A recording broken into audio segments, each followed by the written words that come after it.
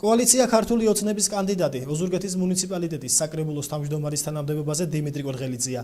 აცხადებს დეპუტატი ლელა ნაცვალაძე, რომელიც ზვიად კვაჭანდირაძის შეხვედრას ესწრებოდა. პრესკონფერენციის თემა, რომელიც დეპუტატმა ლელა ნაცვალაძემ საკრებულოს ხნოვმათა დარბაზში გამართა, ის დახურული შეხვედრა გახდათ, რომელიც პარლამენტარმა ზვიად კვაჭანდირაძემ საკრებულოს წევრებთან გამართა. ნაცვალაძემ ის მესიჯები გაახმიანა, რომელიც კვაჭანდირაძემ საკრებულოს დეპუტატებთან გააჟღერა.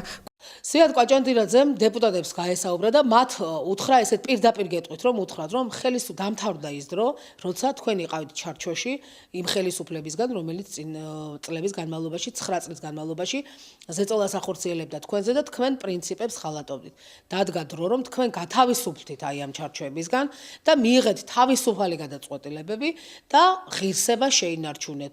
რაც შეეხება თავმჯდომარის კანდიდატს, მან თასახად თქვა, რომ კოალიცია თუ ამას დეპუტატები გადაწყვეტენ, ეს არ არის ზეწოლა, მე მგონი ეს სიტყვები, კოალიცია თუ ამას დეპუტატები გადაწყვეტენ, რა თქმა უნდა, მხარს ერთპიროვნულად უჭერს დიმიტრი კორღელიძეს.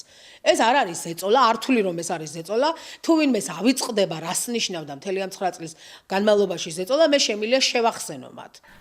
ლელა ნაცვალაძე დაკვირდა, რომ პარლამენტარს დაელაპარაკება და მსგავსი ტიპის შეხვედრების გასაჯაროებას თხოვს.